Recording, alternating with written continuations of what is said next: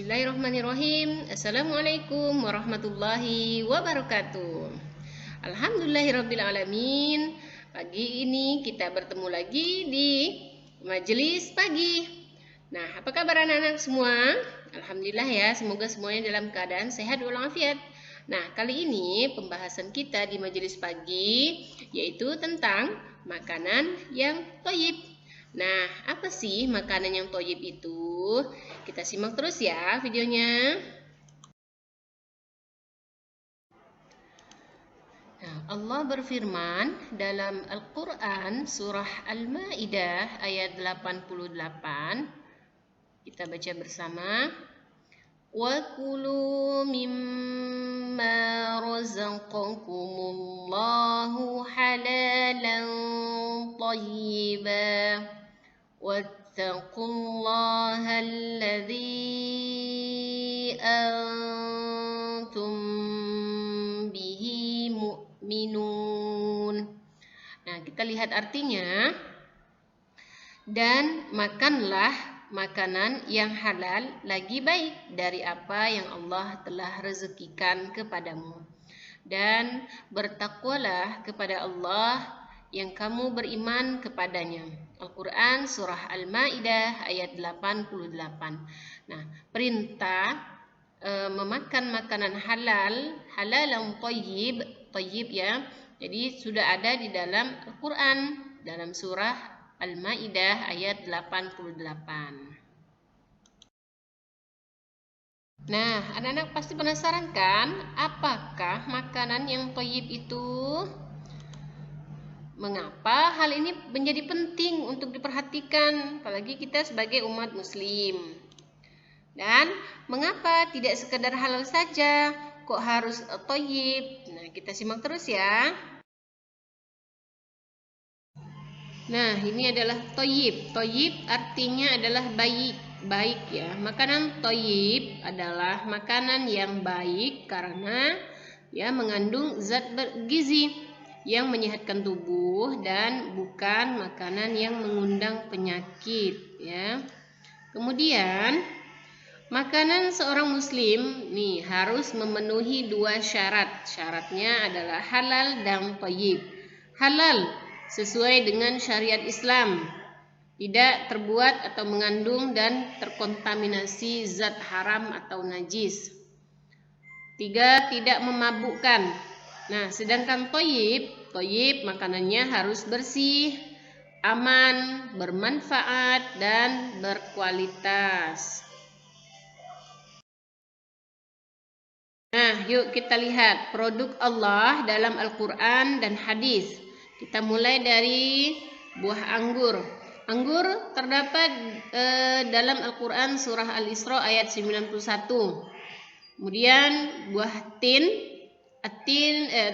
ada di dalam Al-Quran surah At-Tin ayat 1. Kemudian madu ada di dalam Al-Quran surah An-Nahl ayat 68. Nah, buah pisang. Insyaallah semuanya pada suka pisang ya. Nah, pisang ini terdapat di dalam Al-Quran surah Al-Waqi'ah ayat 29. Kemudian habbatus sauda. Habbatus sauda ini ada di dalam hadis riwayat Muslim dan Bukhari. Kemudian kurma. Nah, ini kurma sering kita makan, apalagi kalau di bulan Ramadan ya. Nah, kurma ini terdapat di dalam Al-Quran surah Maryam ayat 25. Jahe ada di dalam Al-Quran surah Al-Insan ayat 17. Buah zaitun dan buah delima ini ada di dalam Al-Quran surah Al-An'am ayat 99. Kemudian buah timun dan bawang. Timun dan bawang ada di dalam Al-Quran surah Al-Baqarah ayat 61. Nanti bisa dicari ya. Kemudian kita lanjut lagi. Makanan thayyib dalam Al-Quran. Nah, ini bersama dengan yang tadi. Ada madu. Al-Quran surah An-Nahl ayat 69. Buah dan sayur. Al-Quran surah Al-An'am ayat 99. Kemudian susu di dalam Al-Quran surah An-Nahl ya ayat 66. Ikan dan daging juga ada di dalam Al-Quran surah Fatir ayat 12 dan Al-Quran surah An-Nahl ayat 5. Nanti silakan dicek ya dan buktikan makanan thayyib dalam Al-Quran.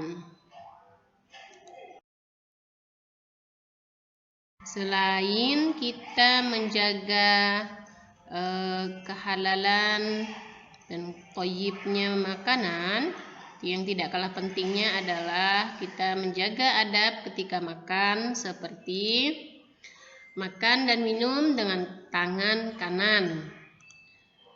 2. Makan dengan 3 jari, yaitu jari jempol, telunjuk, dan jari tengah. Kemudian makannya tidak sambil berdiri. 4. Duduk tidak bersandar. 5. Berdoa sebelum dan setelah makan. Insyaallah anak-anak udah hafal ya. 6. Tidak meniup makanan kalau panas. Anak-anak bisa menggunakan kipas ya, bisa dengan kertas itu, jadi tidak meniup makanannya. 7. Mengambil dari pinggir. 8. Minum dalam 3 tegukan. 9. Tidak langsung tidur setelah makan. Ini adalah menjaga adab ketika makan, selain kita menjaga halal dan thayyibnya makanan ya. Demikian penjelasan materi majelis pagi kita kali ini. Terima kasih telah menyimak video ini dari awal hingga akhir. Jangan lupa like, subscribe, dan komennya agar video ini bisa lebih bermanfaat kepada yang lainnya. Kita cukupkan dengan membaca hamdalah. Alhamdulillahirabbil alamin.